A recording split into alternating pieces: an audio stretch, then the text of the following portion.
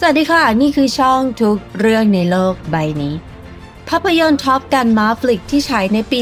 2022 เล่าเรื่องราวเกี่ยวกับมาฟลิกที่กลับมาเป็นครูสอนการบินตามคำขอของไอซ์แมนและเตรียมภารกิจทิ้งระเบิดร่วมกับนักบินรุ่นน้องในภาพยนตร์ตัวละครหลักที่รับบทโดยทอมครูซชื่อพีชมิเชลมีคอไซคือมาฟลิกซึ่งเป็นชื่อของขีปนาวุธพื้นสู่อากาศที่ขายดีที่สุดของบริษัทเลเทียนของอเมริกาที่ถูกใช้งานจริงในปี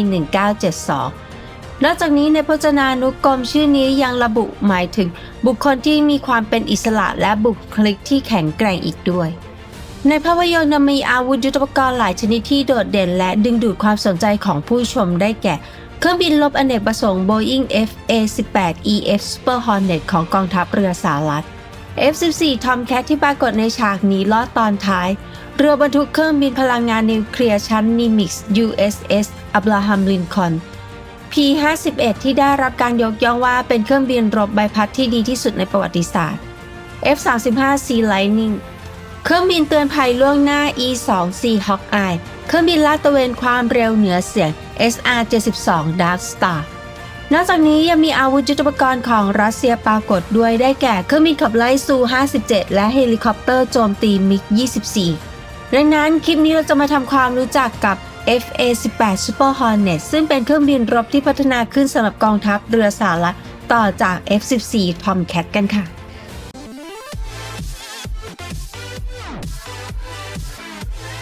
ในช่วงทศวรรษ 1970 เครื่องบินรบที่ประจำการบนเรือบรรทุกเครื่องบินของกองทัพเรือสหรัฐประกอบด้วยเครื่องบินขับไล่สกัดกั้นพิสัยไกลที่ทำหน้าที่ป้องกันเรือบรรทุกเครื่องบินและเครื่องบินโจมตีที่ใช้โจมตีเป้าหมายภาคพื้นดินและทางทะเลตามที่เราได้เล่าเรื่อง F-14 Tomcat ไว้ในวิดีโอที่แล้วหลังจากที่ F-14 ได้รับการพัฒนาแล้วก็ได้กลายเป็นผู้รับผิดชอบบทบาทของเครื่องบินขับไล่สกัดกั้นและคุ้มกันพิสัยไกลอย่างไรก็ตามเมื่อมีการห้ามส่งออก F-14 ซึ่งเป็นเครื่องบินรบระดับไฮเอ็นด์ทำให้ราคาและต้นทุนในการดำเนินการสูงขึ้นมากดังนั้นกระทรวงกลาโหมสหรัฐจึงตัดสินใจลดจำนวนการสั่งซื้อ F-14 ในปี 1973 นอกจากนี้ยังมีการยกเลิกการจัดซื้อ F-14 ให้กับนาวิกโยธินสหรัฐอีกด้วยกองทัพเรือสหรัฐได้ผลักดันการจัดหาเครื่องบินรบรุ่นใหม่เพื่อทดแทน F-4 Phantom II A-7 Corsair II A-4 Skyhawk ทั้งหมดและเสริมกำลังให้กับ F-14 Tomcat กองทัพเรือได้เข้าสู่การประเมินเปรียบเทียบระหว่าง F-15NC Eagle ซึ่งเป็นเวอร์ชันเรือบรรทุกเครื่องบินของ F-15 และ F-14X ที่ถอดความสามารถในการใช้ขีปนาวุธโฟนิกส์ซึ่งเราได้กล่าวไปในคลิปก่อนหน้านี้แล้วอย่างไรก็ตามผลจากการพิจารณาพบว่าทั้ง2รุ่นมีค่าใช้จ่ายเกินงบประมาณจึงถูกยกเลิกไปและในเดือนมิถุนายน 1974 จึงได้มีการเริ่มโครงการพัฒนาเครื่องบินรบใหม่ที่เรียกว่าโครงการ VFAX ในช่วงเวลาเดียวกันนั่นเองกองทัพอากาศสหรัฐก็ประสบปัญหาค่าใช้จ่ายของ F-15 จึงได้ดำเนินโครงการพัฒนาเครื่องบินรบน้ำหนักเบาตามกลยุทธ์ High Low Mix ซึ่งนำไปสู่การพัฒนา F-16รัฐมนตรีว่าการกระทรวงกลาโหมเจนส์ ลัสซิงเกอร์ซึ่งได้สั่งให้กองทัพเรือพิจารณาทบทวนรูปแบบของเครื่องบินที่เคยเข้าร่วมในโครงการเครื่องบินรบน้ำหนักเบาของกองทัพอากาศและในปี 1974 รัฐสภาได้แนะนำให้กองทัพเรือใช้ประโยชน์จากเทคโนโลยีและฮาร์ดแวร์ที่เสนอในโครงการเครื่องบินรบน้ำหนักเบาของกองทัพอากาศให้มากที่สุดส่งผลให้กองทัพเรือออกคำขอเสนอไปยังบริษัท General Dynamics และ Northropอย่างไรก็ตามเนื่องจาก General Dynamics และ Northrop ไม่เคยมีประสบการณ์ในการเข้าร่วมโครงการเครื่องบินรบสำหรับเรือบรรทุกเครื่องบินของกองทัพเรือมาก่อนทั้ง2บริษัทจึงได้ร่วมการจัดตั้งกลุ่มบริษัทกับบริษัทที่มีประสบการณ์ในการผลิตเครื่องบินประจำเรือบรรทุกเครื่องบิน General Dynamics จับมือร่วมกันกับ Wolf ผู้ผลิต Corsair เสนอโมเดล 1600 ซึ่งเป็นการดัดแปลงมาจาก F-16 Block 10 ให้เป็นเครื่องบินประจำเรือในขณะที่ Northrop ร่วมกับ McDonnell Douglas เสนอ YF-17A Cobra ซึ่งเป็นการออกแบบ YF-17A ใหม่สำหรับกองทัพเรือหลังจากพิจารณากองทัพเรือสหรัฐตัดสินใจว่าเครื่องบินที่ใช้เครื่องยนต์คู่จะปลอดภัยกว่าในการขึ้นและลงจอดบนเรือบรรทุกเครื่องบินเพื่อป้องกันอุบัติเหตุที่อาจจะเกิดขึ้นกับปัญหาเรื่องเครื่องยนต์จึงเลือก YF-17 ซึ่งเคยตกรอบจากโครงการเครื่องบินรบน้ำหนักเบาของกองทัพอากาศและได้ตั้งชื่อว่า FA-18 Hornet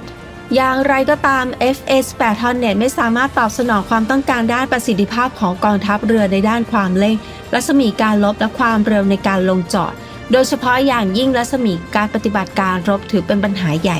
เครื่องบินโจมตี A7 มีรัศมีปฏิบัติการรบ741กิโลเมตรเมื่อบรรทุกระเบิดขนาด 1,000 ปอนด์2ลูกโดยไม่ต้องใช้ถังน้ำมันภายนอกในขณะที่ FA-8 Hornet มีรัศมีเพียง407กิโลเมตรแต่เนื่องจากไม่มีทางเลือกอื่นกองทัพเรือจึงยอมรับ FA-8AB และเริ่มใช้งานในกองทัพเรือและนาวิกโยธินสหรัฐในเดือนพฤษภาคม 1980 จากนั้นจึงเริ่มการปรับปรุงประสิทธิภาพอย่างเป็นขั้นตอน FA-18CD ก็ได้รับการปรับปรุงประสิทธิภาพสามารถติดตั้งขีปนาวุธล่าสุดอย่าง AIM-120 แอมลัมจำนวน 6 ลูกหรือ AGM-65 Mavic จำนวน 4 ลูกและติดตั้งอุปกรณ์สงครามอิเล็กทรอนิกส์ ANALQ-165 ASPJ ซึ่งสามารถระบุความถี่ของเรดาร์ต่อต้านอากาศยานและเรดาร์อากาศสู่อากาศของข้าศึกกองทัพเรือเริ่มประจำการ FA-18CD ในเดือนกันยายน 1987 และในเดือนตุลาคม 1989 ได้รับมอบ FA-18CD Night Attack รุ่นพิเศษสำหรับปฏิบัติการตอนกลางคืนซึ่งติดตั้งระบบภาพความร้อน ANAAR-50 และจอแสดงผลข้อมูลบนกระจกหน้ารุ่นใหม่ ANAAR-28 เพื่อให้สามารถปฏิบัติภารกิจในเวลากลางคืนและสภาพอากาศเลวร้ายได้แม้จะมีการปรับปรุงเรดาร์เครื่องยนต์และระบบต่างๆอย่างต่อเนื่องแต่เมื่อ FA-8 Hornet ถูกส่งไปปฏิบัติการโจมตีลิเบียและสงครามอ่าวเปอร์เซียปัญหาพื้นฐานเรื่องรัศมีปฏิบัติการรบที่สั้นก็ถูกหยิบยกขึ้นมาเป็นประเด็นอีกครั้งโดยเฉพาะอย่างยิ่งเมื่อเครื่องบินโจมตีพิสัยไกล A6 ที่มีรัศมีปฏิบัติการรบถึง 1,600 กิโลเมตรใกล้จะถึงเวลาปลดประจำการกองทัพเรือสหรัฐตัดสินใจว่า FA-8 Hornet ไม่สามารถทำภารกิจโจมตีภาคพื้นดินแทนได้จึงได้ริเริ่มโครงการพัฒนาเครื่องบินโจมตีแบบล่องหน A12 Avenger 2 ตั้งแต่ในปี 1983 เพื่อทดแทน A6 โดยโครงการใหม่นี้ดำเนินการโดย McDonnell และ General Dynamics อย่างไรก็ตามในขณะที่กองทัพอากาศสหรัฐตั้งงบประมาณสำหรับเครื่องบินล่องหน F117 ไว้ที่ลำละ$90 ล้านกองทัพเรือตั้งงบประมาณไว้เพียงลำละ$31 ล้านซึ่งกลายเป็นปัญหาด้านค่าใช้จ่ายในเวลาต่อมาค่าใช้จ่ายในการพัฒนา A12 เพิ่มขึ้นอย่างต่อเนื่องระหว่างการพัฒนาโดยค่าใช้จ่ายในการพัฒนาที่คาดไว้เพิ่มขึ้นเป็น 5.4 พันล้านดอลลาร์และราคาต่อลำของเครื่องบินรบเพิ่มขึ้นเป็น$84 ล้านซึ่งใกล้เคียงกับ$90 ล้านของเครื่องบินล่องหน F117 ที่พัฒนาโดยกองทัพอากาศกองทัพเรือสหรัฐจึงได้ทำการจำลองสถานการณ์ค่าใช้จ่ายในการจัดซื้อและการปฏิบัติการของเครื่องบิน A12 อีกครั้งผลลัพธ์ที่ออกมาสร้างความตกใจให้กับกองทัพเรือเนื่องจากการปฏิบัติการของ F12 จะต้องใช้งบประมาณถึง 70% ของงบประมาณเครื่องบินรบทั้งหมดของกองทัพเรือจากผลลัพธ์นี้รัฐมนตรีว่าการกระทรวงกลาโหมในขณะนั้นจึงได้สั่งให้มีการทบทวนโครงการเครื่องบินล่องหน A12 ทั้งหมดและสั่งให้พัฒนารุ่นปรับปรุง F16 และ FA-18 แทนส่งผลให้โครงการพัฒนา A12 ถูกยกเลิกและบริษัท McDonnell Douglas ได้นำเสนอ Hornet 2000 ซึ่งเป็นรุ่นที่พัฒนามาจาก FA-8 Hornet ที่เคยเสนอให้กับยุโรปมานำเสนอต่อกองทัพเรือสหรัฐอีกครั้ง Hornet 2000 เป็นรุ่นที่พัฒนาขึ้นเพื่อเสนอให้กับยุโรปหลังจากที่ยุโรปเริ่มพัฒนา Eurofighter โดยมีการเพิ่มขนาดลำตัวและปรับปรุงระบบอาวุธของ FA-8 Hornet ในที่สุดกองทัพเรือสหรัฐตัดสินใจพัฒนาเครื่องบินรบใหม่บนพื้นฐานของ FA-8 เพื่อทดแทนทั้ง FA-18CD และเครื่องบินโจมตีพิสัยไกล A6 รวมถึงทดแทน F14 Tomcat เมื่อถึงเวลาปลดประจำการและในงาน Paris Air Show ในปี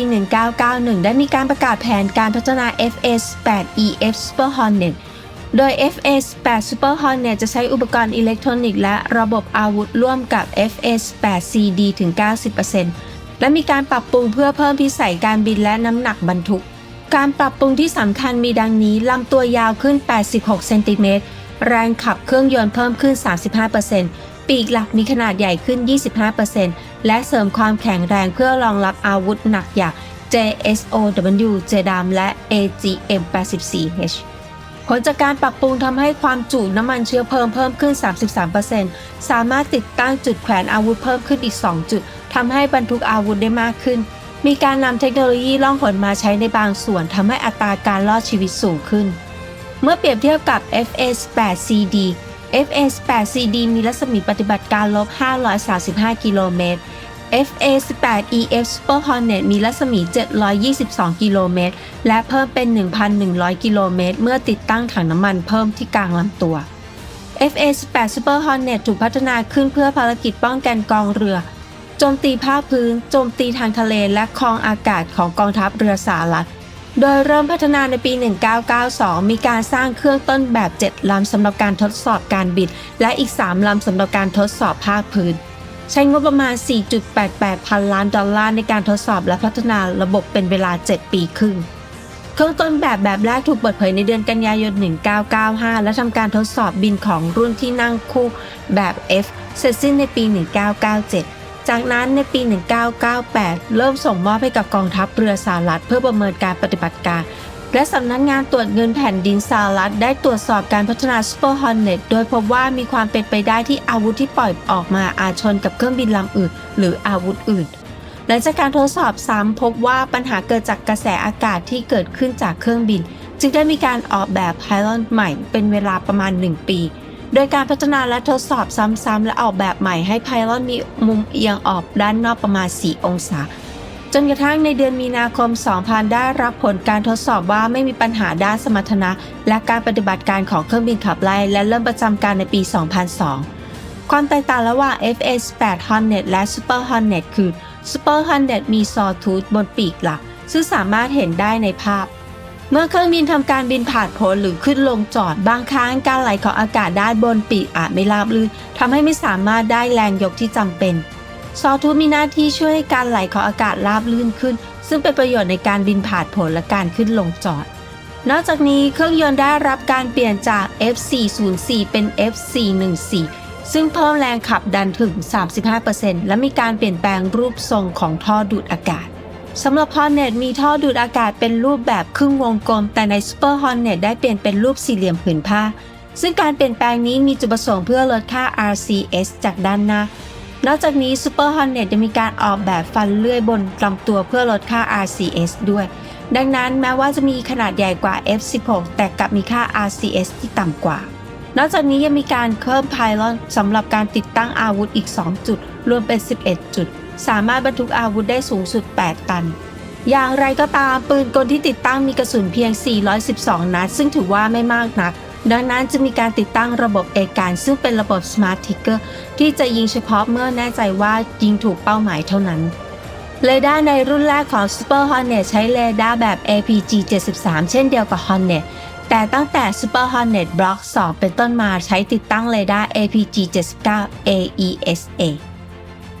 ซึ่งสามารถตรวจจับเครื่องบินขับไล่มิก 29 ได้ในระยะ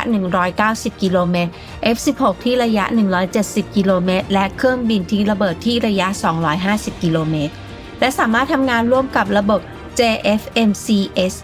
เพื่อใช้กับขีปนาวุธ AIM-9X ได้ทำให้มีประสิทธิภาพสูงในการรบระยะประชิด